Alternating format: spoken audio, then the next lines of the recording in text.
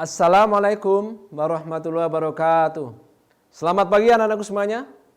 Bagaimana kabarnya hari ini anak-anakku semuanya? Sehat-sehat semuanya kalian?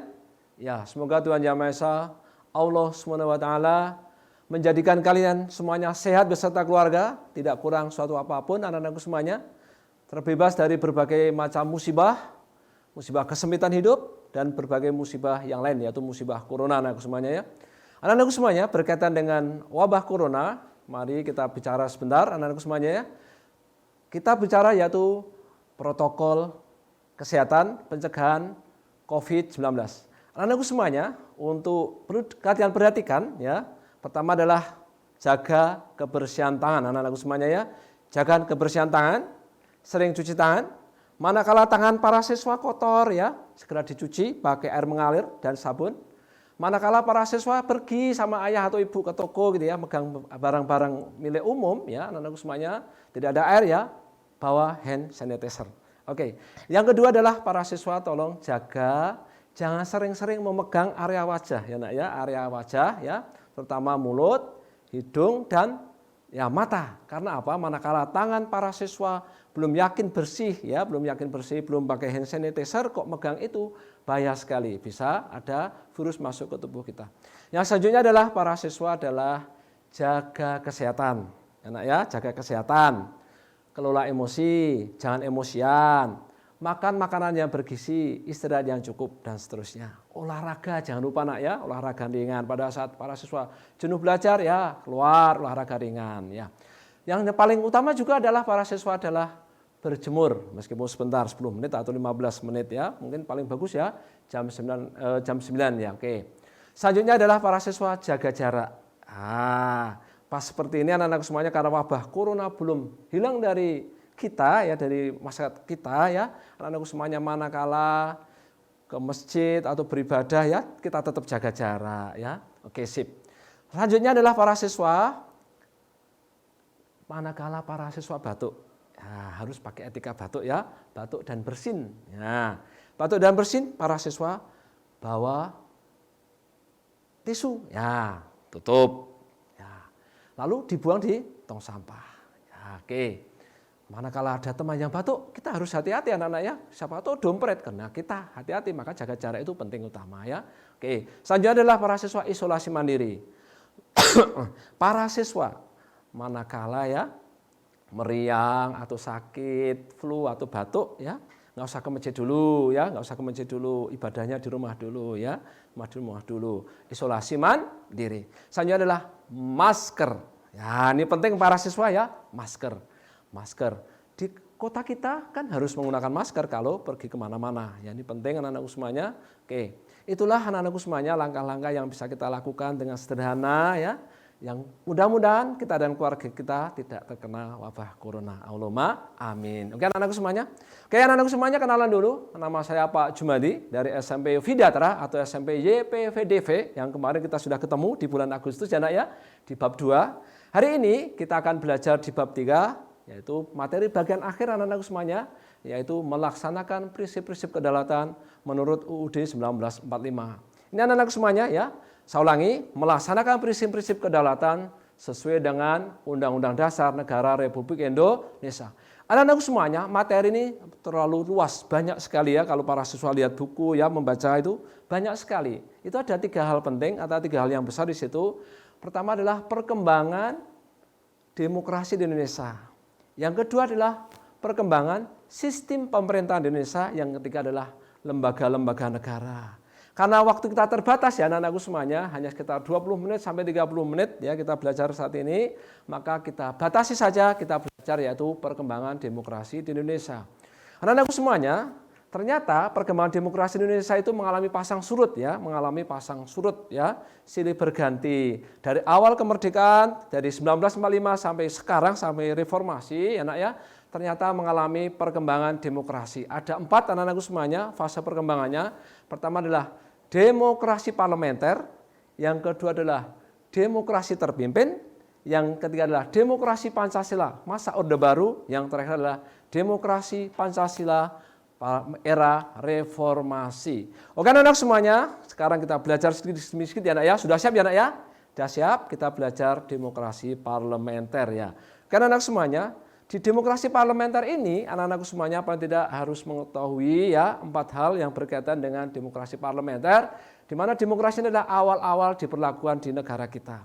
Yang pertama adalah kurun waktu 1945 sampai 1949. Anak-anakku semuanya, menurut UUD 1945, sesungguhnya pada saat itu UUD itu menghendaki demokrasi di Indonesia adalah demokrasi Indonesia ya, demokrasi Indonesia.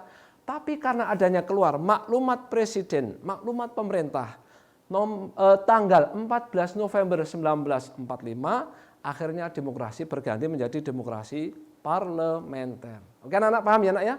Oke, sekarang kurun waktu UUD 1945 ya. Maaf ya, yang kedua adalah kurun waktu UUD RIS ya. Kurun waktu UUD RIS 1949. Pada saat ini anak-anakku semuanya, negara kita dibagi menjadi beberapa negara bagian. Oke nak ya? Dibagi menjadi negara bagian. Pemerintahan dijalankan oleh seorang Perdana Menteri. Sedangkan presiden hanya sebagai lambang saja pada saat pemberlakuan UUD RIS 1949. Karena Indonesia, rakyat Indonesia tidak senang ini dengan RIS ini ya, akhirnya tanggal 17 Agustus 1950 ya, 17 Agustus 1950 Insinyur Soekarno akhirnya memberlakukan kita ganti aja, akhirnya menjadi negara kesatuan. Kembali menjadi negara kesatuan, bukan parlementer ya, negara kesatuan, tapi UUD-nya adalah UUDS 1950 ya. Oke anak-anak semuanya, sekarang kita belajar ya kurun waktu pemberlakuan UUDS 1950. Oke anak-anak semuanya, UUD ya, UUDS ya 1950 ini demokrasi yang dipakai adalah demokrasi parlementer. Masih demokrasi parlementer ya nak ya, masih demokrasi parlementer. Karena rakyat Indonesia tidak senang, ternyata juga tidak sesuai dengan jiwa bangsa Indonesia ya nak ya. Ternyata parlementer ini tidak disukai di jiwa bangsa Indonesia, tidak suka dengan ini. Akhirnya tanggal 5 Juli 59 Pak Insinyur Soekarno mengeluarkan dekret presiden 5 Juli 59. Karena anak semuanya, ternyata ya jiwa bangsa Indonesia itu tidak senang dengan parlementer ya nak ya. Akhirnya 5 Juli 59 Insinyur Soekarno mengeluarkan dekret presiden 5 Juli 59. Oke anak semuanya, para siswa pasti bertanya, apa saja sih isinya dekret presiden 5 Juli 59? Oke anak semuanya, dekret presiden 5 Juli 59 itu ada 4 hasilnya ya nak ya. Pertama adalah bubarkan konstituante. Mungkin para siswa bertanya, apa itu konstituante? Konstituante adalah Dewan Perwakilan Rakyat atau wakil-wakil rakyat yang dipilih melalui pemilu tahun 1955 ya nak ya, yang tugasnya adalah mengganti konstitusi. Ya. Akhirnya pada saat dekret presiden 5 Juli 59 akhirnya dibubarkan. Hasil yang kedua dari dekret presiden 5 Juli 59 adalah kembali ke UUD 1945 ya, kembali ke UUD 1945 dan tidak berlaku kembali UUDS 1950. Sekarang yang ketiga, apa hasil dekret presiden 5 Juli 59 yang ketiga? Yaitu membentuk MPRS, Majelis Permusyawaratan Rakyat Sementara. Sedangkan yang keempat, hasil dari dekret presiden 5 Juli yang keempat adalah membentuk DPAS, Dewan Pertimbangan Agung Sementara. Oke anak-anak semuanya, dengan keluarnya dekret presiden 5 Juli 59, maka berakhir pula demokrasi pertama di Indonesia adalah demokrasi parlementer. Oke anak-anak semuanya, akhirnya kita belajar yang kedua, akhirnya demokrasi terpimpin. Oke anak-anak semuanya, kita belajar yang kedua, demokrasi yang kedua anak-anak semuanya, demokrasi terpimpin.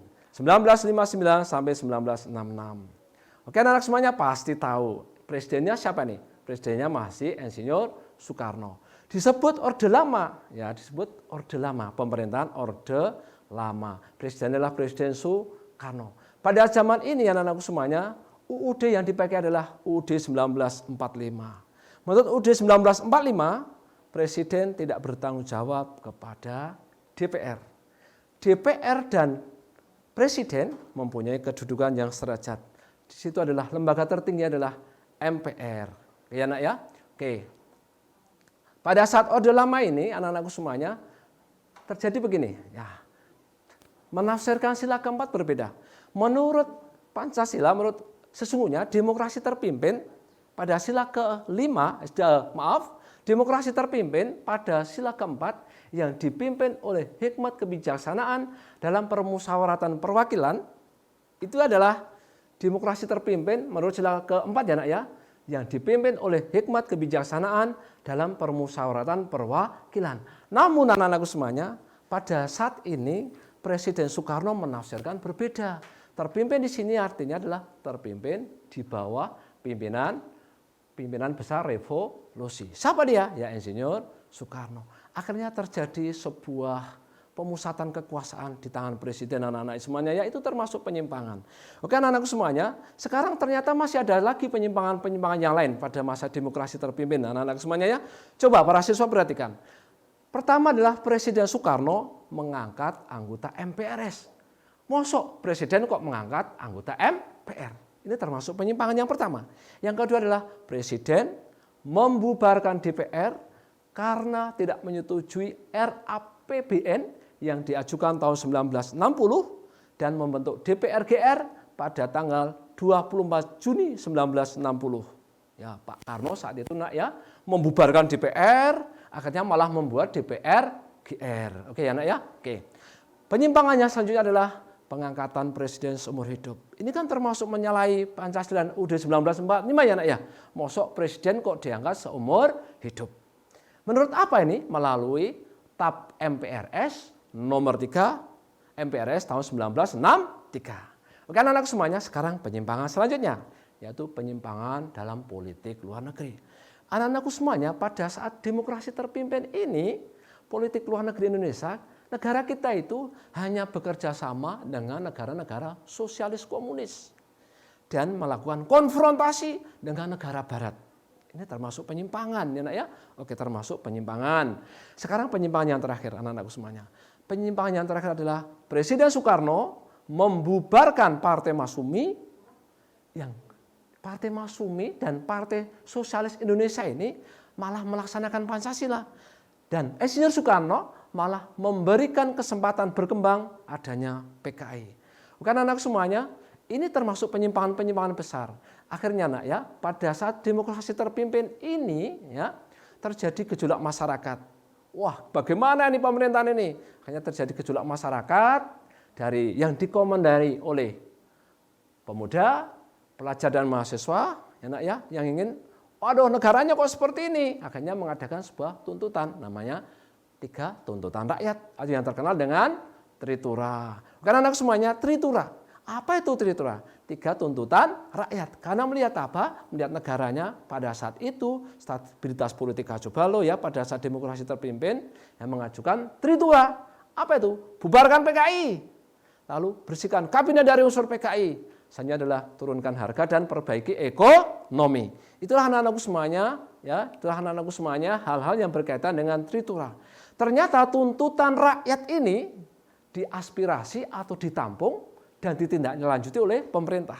Luar biasa anak-anakku semuanya, tuntutan rakyat langsung direspon oleh pemerintah. Tujuannya apa? Tujuannya adalah untuk menciptakan keamanan negara, biar negaranya aman, tertib, terkendali dan seterusnya. 3 tuntutan rakyat dipenuhi. Akhirnya ya pemerintah melakukan langkah konkret. Dengan apa? Dengan keluarnya Super Semar, surat perintah 11 Maret. Super Semar, surat perintah 11 Maret. Dari siapa? Dari Insinyur Soekarno selaku presiden kepada Jenderal Soeharto. Tujuannya apa? Biar segera mengendalikan keamanan di negara Indonesia saat itu. Tidak terpaut lama ya anak-anakku semuanya, setelah adanya Super Semar, kepemimpinan di negara kita beralih dari Insinyur Soekarno kepada Presiden Soeharto yang terkenal dengan masa Orde Baru. Di mana Orde Baru ini cita-citanya adalah melaksanakan Pancasila dan UUD 1945 secara murni dan konsekuen. Anak-anakku semuanya, itulah demokrasi yang kedua ya nak ya, demokrasi terpimpin. Sekarang anak-anakku semuanya, kita ke demokrasi Pancasila. Anak-anakku semuanya, alhamdulillah sekali kita sudah kenal Pancasila lama sekali. Demokrasi Pancasila. Demokrasi Pancasila itu dimulai tahun 1966 sampai 1998. Sebutan bagi periode ini, anak-anakku semuanya ya, tahun 1966 sampai 1998 adalah Orde Baru. Pemerintahan Orde Baru. Di Orde Baru ini, tekad kuatnya adalah melaksanakan Pancasila dan UUD 1945 secara murni dan konsekuen. Di periode ini juga secara tegas melaksanakan demokrasi Pancasila dan mengembalikan fungsi lembaga tertinggi negara dan lembaga tinggi negara. Kan anak semuanya? Sekarang, selanjutnya adalah pangkal dari demokrasi Pancasila. Apa sih pangkal dari demokrasi Pancasila? Ternyata anak-anakku semuanya, pangkal dari demokrasi Pancasila adalah gotong royong dan kekeluargaan. Luar biasa anak-anakku semuanya ya. Pangkal dari demokrasi Pancasila adalah gotong royong dan kekeluargaan. Oke, gotong royong dan kekeluargaan. Sehingga dapat dirumuskan, demokrasi Pancasila itu apa? Demokrasi Pancasila adalah kedaulatan rakyat yang berdasar kepada kerakyatan yang dipimpin oleh hikmat kebijaksanaan dalam permusyawaratan perwakilan dengan didasari oleh nilai-nilai ketuhanan demi persatuan dan kesatuan untuk mewujudkan keadilan sosial bagi seluruh rakyat Indonesia. Luar biasa anak-anakku semuanya ya. Demokrasi Pancasila sungguh luar biasa. Oke, anak-anakku semuanya sekarang dalam dalam demokrasi Pancasila juga dikenal dengan istilah musyawarah mufakat. Anak-anakku semuanya mungkin di sekolah sudah biasa ya musyawarah mufakat ya, ya. Insya Allah sudah ya musyawarah mufakat. Dalam demokrasi Pancasila ya di zaman ini anak-anakku semuanya musyawarah mufakat adalah sesuatu yang sangat diharapkan. Setiap bermusyawarah, setiap berdiskusi diharapkan terjadinya adanya mufakat. Bagaimana kalau tidak terjadi mufakat ya? Kalau tidak terjadi mufakat, pengambilan keputusan dengan apa? Dengan banyak-banyakan suara ya, pemungutan suara ya, ya seperti itu. Oke, sekarang anak-anakku semuanya kita bicara keunggulan demokrasi Pancasila. Luar biasa anak-anakku semuanya, masih konsentrasi anak ya. Kita lanjut ke keunggulan demokrasi Pancasila. Demokrasi ya, keunggulan demokrasi yang berdasar pada Pancasila dan UUD 1945. Bukan anak semuanya, ternyata keunggulan demokrasi Pancasila atau demokrasi yang berdasar pada Pancasila dan UUD 1945 paling tidak ada 3 anak-anakku semuanya ya. Pertama adalah mengutamakan pengambilan keputusan ya, dengan musyawarah mufakat dengan semangat kekeluargaan. Yang kedua adalah mengutamakan keselarasan dan keseimbangan antara hak dan kewajiban ya. Selanjutnya adalah antara kepentingan pribadi dan kepentingan umum. Sekarang keunggulan demokrasi Pancasila yang ketiga apa nak ya? Lebih mengutamakan kepentingan dan keselamatan bangsa dan negara di atas kepentingan pribadi dan golongan. Luar biasa anak-anakku semuanya demokrasi Pancasila ya nak ya. Hebat luar biasa. Ternyata anak-anakku semuanya karena mungkin terlalu asiknya, terlalu lamanya berkuasa, akhirnya pada saat demokrasi Pancasila di era Orde Baru ini ternyata terjadi penyelewengan wewenang ya, atau penyelewengan kekuasaan. Buktinya apa? Di situ anak-anak semuanya buktinya adalah banyaknya terjadi KKN, korupsi, kolusi, dan nepotisme. Tahun seperti itu ya, pada masa Orde Baru itu merebak sekali anak-anakku semuanya ya. Selanjutnya apa? Kebebasan berpendapat dibatasi. Itu bukti penyimpangan pada saat demokrasi Pancasila pada masa Orde Baru. Kebebasan berpendapat dibatasi. Akhirnya apa nak? Akhirnya praktik demokrasi menjadi semu. Di samping itu anak-anakku semuanya, lembaga negara itu sebagai alat kekuasaan. Itulah anak-anakku semuanya ya, kekurangan pada saat demokrasi Pancasila ya nak ya, pada saat Orde Baru. Akhirnya anak-anakku semuanya terjadi gelombang reformasi, terjadi ketidakpuasan masyarakat. Kenapa nih KKN merajalela? Kenapa seperti ini? Akhirnya anak-anakku semuanya adanya gerakan reformasi yang ingin reformasi di segala bidang kehidupan ketatanegaraan. Akhirnya anak-anakku semuanya tanggal 20 Mei 1998 Presiden Soeharto meletakkan jabatannya, tidak menjadi presiden, mengundurkan diri sebagai presiden, akhirnya diganti oleh B.J. Habibie yang saat itu sebagai wakil presiden. Anak-anakku semuanya, itulah demokrasi yang ketiga yang kita pelajari saat ini, yaitu demokrasi Pancasila pada masa Orde Baru. Oke anak-anakku semuanya, selanjutnya kita belajar yang terakhir anak-anakku semuanya adalah demokrasi Pancasila masa reformasi.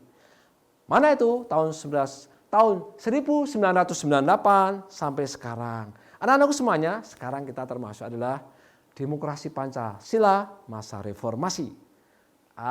Asik sekali anak-anaknya kita merasakan bagaimana perkembangan demokrasi di Indonesia. Ya, karena anak semuanya ada beberapa hal yang berkaitan dengan demokrasi Pancasila masa reformasi anak-anakku semuanya. Yang pertama adalah dasar demokrasi Pancasila masa reformasi itu apa? Ternyata anak-anakku semuanya, demokrasi Pancasila di era reformasi itu juga berdasar pada Pancasila dan UUD 1945. Tapi otomatis dengan penyempurnaan di sana-sini, penyempurnaan pelaksanaannya dan perbaikan peraturan-peraturan yang tidak demokratis. Begitu pula anak-anakku semuanya adanya peningkatan wewenang lembaga-lembaga negara. Adanya pembatasan negara dengan jelas. Ya. Oke, luar biasa anak-anak semuanya. Berarti pada saat reformasi ini luar biasa adanya perubahan gerakan-gerakan baru. Begitu pula pada saat masa demokrasi ini anak-anakku semuanya berhasil mengadakan pemilu yang pertama. Memilih presiden dan wakil presiden tahun 2004. Yang mana pada saat itu presiden yang terpilih adalah SBY. Ya, nak ya? Susilo Bambang Yudhoyono. Di samping itu anak-anakku semuanya, di situ ada lembaga-lembaga yang baru.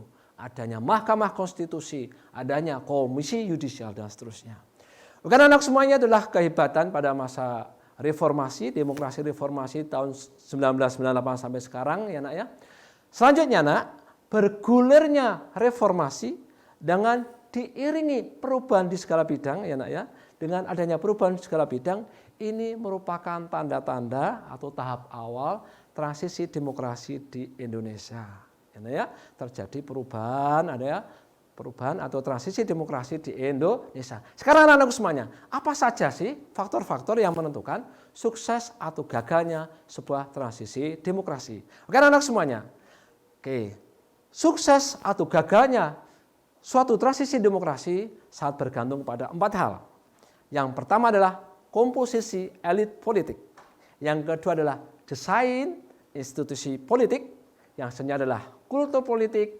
Selanjutnya adalah peran masyarakat madani. Oke anak-anak semuanya, itulah hal-hal yang menyebabkan atau sebagai penyebab utama gagal atau tidaknya suatu transisi demokrasi. Apa itu komposisi elit politik? Anak-anakku semuanya ya, pada saat demokrasi modern sekarang ini, otomatis demokrasi adalah demokrasi perwakilan rakyat. Otomatis rakyat mendelegasikan atau memberi amanah kepada para elit politik untuk menjalankan kedaulatan. Betul? Betul ya nak ya. Yang kedua adalah desain institusi politik. Para elit politik itu yang mendesain bentuk pemerintahannya dan sangat besar pengaruhnya untuk sebuah demokrasi itu bagus atau tidak. Sebuah demokrasi itu kuat atau tidak itu elit politik sangat menentukan. Ya nak ya. Oke, mungkin para siswa yang bertanya nih, apa itu elit politik? Elit politik itu adalah orang-orang yang sebagai pemegang kekuasaan atau penentu kebijaksanaan. Oke, anak semuanya, yang ketiga adalah kultur politik. Kultur politik. Apa itu kultur politik? Kultur politik adalah perubahan perilaku terhadap politik. Ya, ini bisa dari elit politik, bisa masyarakat awam, termasuk kita semuanya. Bukan anak semuanya, sekarang yang keempat, yang terakhir anak-anak semuanya sebuah sukses atau gagalnya transisi demokrasi ditentukan yang terakhir, faktor yang keempat juga yaitu peran masyarakat madani. Anak-anakku semuanya mungkin bertanya-tanya, apa itu masyarakat madani? Masyarakat madani adalah masyarakat yang beradab, dia sudah pintar, dia sudah sadar kehidupan bernegara. Di sini peran masyarakat madani apa? Untuk apa? Peran masyarakat madani adalah menciptakan toleransi, demokrasi. Dia mengajari masyarakat untuk menghargai perbedaan, untuk selalu berkompromi, tidak emosi, biasa bermusyawarah, dan seterusnya. Karena anakku semuanya, 4 perkembangan demokrasi sudah kita pelajari anak ya, mudah-mudahan ada manfaatnya. Saya yakin anak-anakku semuanya memahami yang Pak Jumadi katakan, Pak Jumadi terangkan ya. Mudah-mudahan anak-anakku semuanya jadi generasi yang hebat, yang luar biasa, yang bisa mengubah Indonesia jadi negara yang lebih maju. Dan anakku semuanya jadi orang-orang yang dibutuhkan masyarakat, bangsa dan negara, dan jangan lupa dibutuhkan oleh keluarga. Anak-anakku semuanya, cukup sekian saja pertemuan kali ini. Lain kali kita bisa ketemu lagi. Selamat siang semuanya. Selamat pagi semuanya. Assalamualaikum warahmatullahi wabarakatuh.